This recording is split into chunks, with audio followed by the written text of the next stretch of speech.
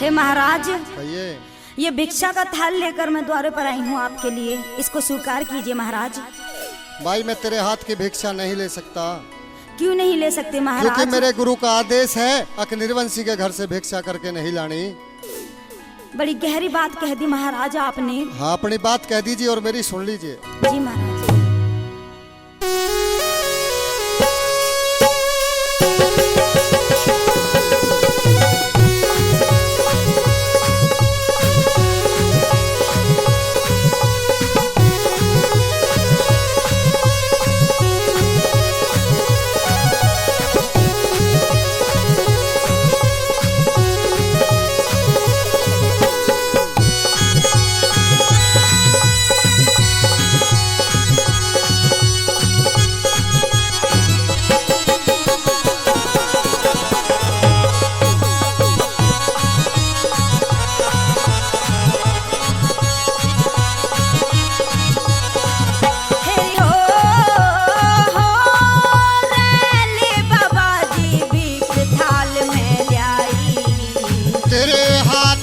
भिक्षा ना लो माई, तेरे हाथ की भिक्षा ना लो माई।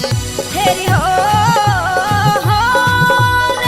ले बाबा जी भीख थाल में लाई।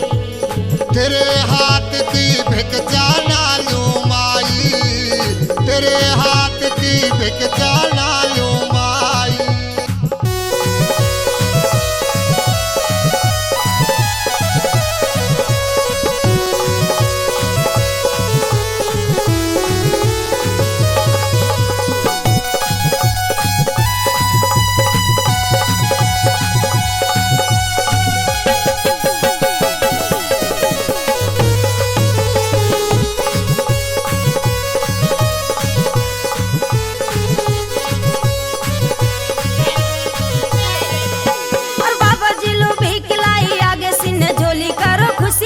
भिक्षा ले लो मत मन में संकोच करो, ताजा भोजन बनवा दूंगी जैसा भी आदेश करो। ताजा भोजन बनवा दूंगी जैसा भी आदेश करो, ताजा भोजन बनवा दूंगी जैसा भी आदेश करो। और बाबा जी लो भी खिलाई आगे सीने झोली करो, खुशी मन से भिक्षा ले लो मत मन में संकोच करो, ताजा भोजन बनवा दूंगी जैसा भी आदेश करो। ताजा भोजन बनवा दूंगी जैसा भी आदेश करो, ताजा भोजन बनवा दूंगी जैसा भी आदेश करो।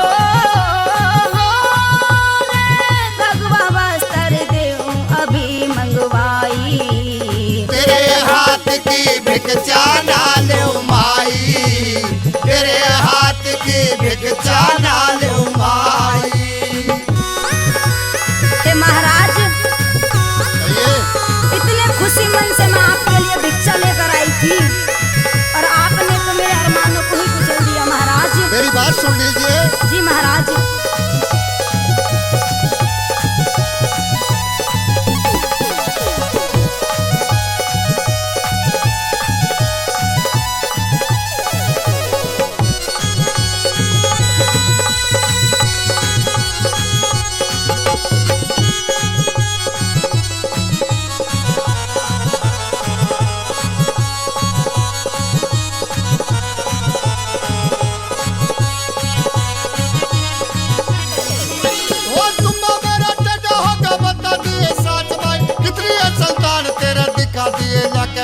निर्वंशी का भोजन करके जिंदगी बिगड़ जामाई, निर्वंशी का भोजन करके जिंदगी बिगड़ जामाई, निर्वंशी का भोजन करके जिंदगी बिगड़ जामाई। तुम मेरा टटोगा बता दिए साच माई, कितनी संतान तेरा दिखा दिए लाके माई। निर्वंशी का भोजन करके जिंदगी बिगड़ जामाई, निर्वंशी का भोजन करके जिंदगी बिगड़ जामाई।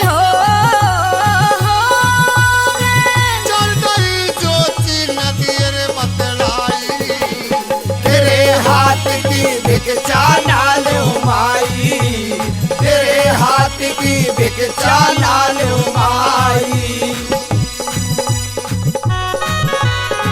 हे महाराज, आपके गुरु तो बहुत ज्ञानी हैं, मुझे भी एक मौका दो अपने गुरु से मिलने का, जो मैं अपने दिल की बात उनसे कह सकूं महाराज। सुन लीजिए, ये जो मनुष्य इंसान है, ये सब अपने कर्मों का दोष अपना बनाता है। अपनी बात कह दीजिए और मेरी सुन लीजिए। जी महाराज।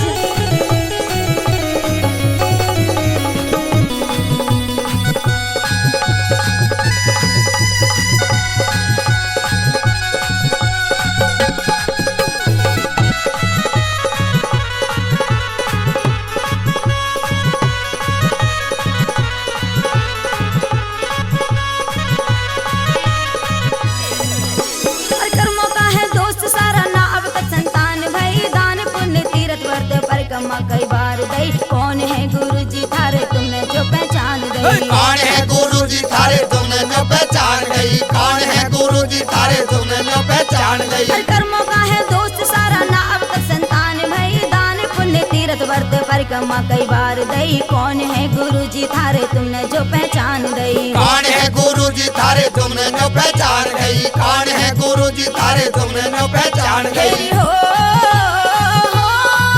रे बांझ कहे नर नारी मौत ना आई, तेरे हाथ की भिक्षा ना लो माई, तेरे हाथ की भिक्षा ना लो माई।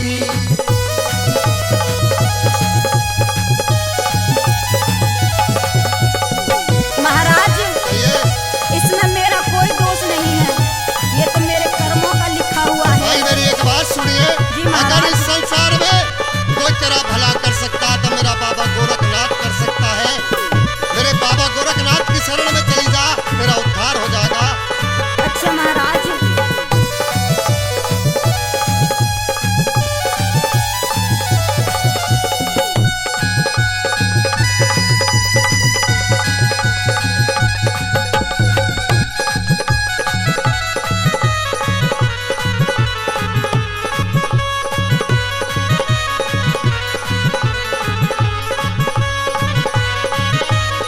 बोल शिव जी का अवतार बाबा गोरखनाथ सतगुरु मेरा तेरे सर बयान पधारा, न लखा में लगा डेर, बालेश्वर भी मन मंदिर में दर्शन का आनंद ले रहा। बालेश्वर भी मन मंदिर में दर्शन का आनंद ले रहा, बालेश्वर भी मन मंदिर में दर्शन का आनंद ले रहा। शिव जी का अवतार बाबा गोरखनाथ सतगुरु मेरा तेरे सर बयान पधारा, न लखा में लगा डेर, बालेश्वर भी मन मंदिर में दर्शन का आनंद ले रहा। बालेश्वर भी मन मंदिर में दर्शन का आनंद ले तेरी रहा। हो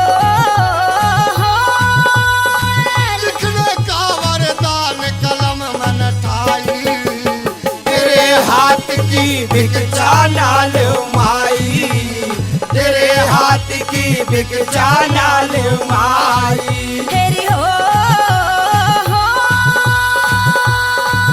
रे बाबा जी भी किताल में ल्याई, तेरे हाथ की भिक्षा ना लो माई, तेरे हाथ की भिक्षा ना लो माई, तेरे हाथ की भिक्षा ना लो माई, तेरे हाथ की भिक्षा ना लो माई। बोल सच्चे दरबार की जय।